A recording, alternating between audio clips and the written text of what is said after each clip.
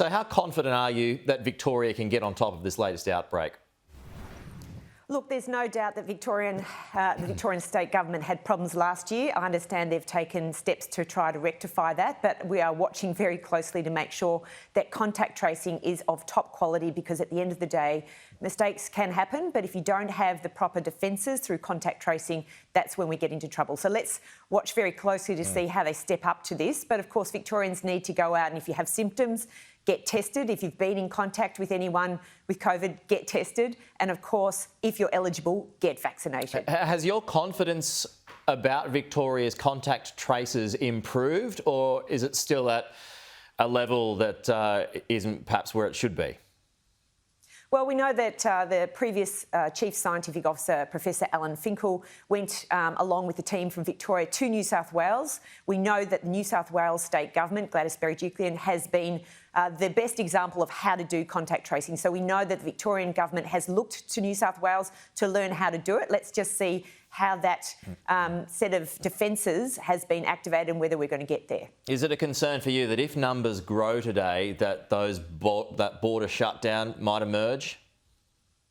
I don't think anyone wants to see border shut down. I'm really keen to see that the contact tracing works. I've always been a supporter of hotspot lockdown. We know that this is in the north of Melbourne. We know that we can see the government finally is publishing sites of where the contacts have been, and that's been happening in New South Wales for a long time now. So that's a new and welcome, event where we're now seeing where people have been. That's been happening for the last few months, but that's the way to do it, is to make sure that people know where this contact has been, so that people can take steps to go and get tested if they've been to those places themselves. Is this another reminder too, Katie, that the vaccination rate isn't where it should be? Well, there's no doubt that we've had supply issues. There are issues that are outside our control as a country. We know that vaccines overseas have been needed. I think, the death rate overseas has been unbelievable, and Europe has been holding on to its own supply for its own needs. That being said, supply here in Australia has been activated from many months ago, because the Minister for Health, Greg Hunt, knew that we needed sovereign supply, and we now see the supply coming through and matching the demand. But we need to make sure that we keep our foot on the accelerator with regards to the vaccination program. And I'm very pleased coming into winter that we've got more supply flowing, and we can see Australians stepping up, putting their shoulder forward to vaccinate, because that's what we need to do to keep individuals safe, but also to help keep Australia safe. What about these comments from Paul Kelly yesterday for incentives to be provided so that people do take up the vaccine? I mean, it's essentially a bribe to get people to take the vaccine. Do you back that? Well, at the end of the day, we know some people are very keen to get vaccinated, and they're lining up and getting their appointments and getting their jabs. But we know there's always going to be some vaccine hesitancy. We're in a great position here in Australia. These vaccines are new, so people are saying, well, let's wait and see, whether we're going to step up. And it's these outbreaks that are occurring in Victoria that remind us that we can't be complacent. Vaccine hesitancy, in some ways, is an Australian privilege. But we can't, as we go into winter, be complacent about what COVID may or may not do on this continent. It's important that people step up when they're eligible to get the vaccine. And I'm very confident that as we go forward, that Australia has the right plan to keep Australians safe. And that includes things like good quarantining, top-class quarantining, more importantly, excellent contact tracing to make sure that the expected errors that can occur in quarantining are mopped up. And then, of course, the public coming with the government with regards to doing what they need to do, which is either get tested, do the right thing with regards to public health measures as they're being rolled out and recommended by the authorities, and then, of course, vaccinating when that is required and when you are eligible. But could incentives work? I think incentives are something that's required for those last few that perhaps are more hesitant. People want to know what's in it for them. So if we can actually align incentives with what makes people realise what the benefit is for them, because at the end of the day, vaccination is always going to be a risk-benefit equation, and people look at the risks and they look at the benefits. So incentivising can be helpful. We know that with regards to all vaccination programs, there have been incentives used for no jab, no play, no jab, no pay. So there are incentives that I think we should consider as a continent or as a country, and I think these are things that are helpful to make sure we get high vaccination rates. But does that then show that the government's current advertising campaign is falling short, that it's not working?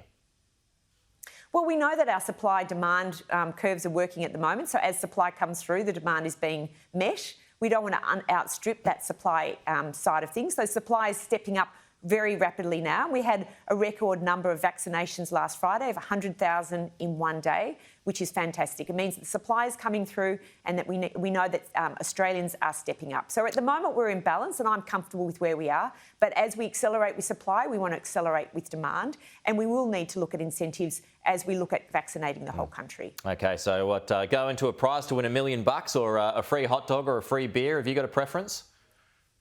Well, I think there's a number of incentives that are being discussed, and one of those incentives I think the Prime Minister Scott Morrison is taking to National Cabinet this week, and that is about permit exemptions. If the states are going to continue to have outbreaks, particularly if they're outbreaks they cannot control and that they lead to lockdowns, I personally am not a big believer of state-based lockdowns. I believe that we should be having hotspot control, which is a much better and more simpler way to do it, but also helps with keeping the economy open, particularly in the regional areas. They often get very frustrated by state lockdowns, particularly border towns. Yeah. So I'm very keen to look at things like permit exemptions so that people can travel more easily if they have been fully vaccinated. Of course, that'll have to be matched with rapid antigen testing, such as lateral flow testing that's used in the UK. So there needs to be a formal discussion, a broader discussion about what permit exemptions would mean so that people can more easily travel if they are vaccinated and they are antigen negative through rapid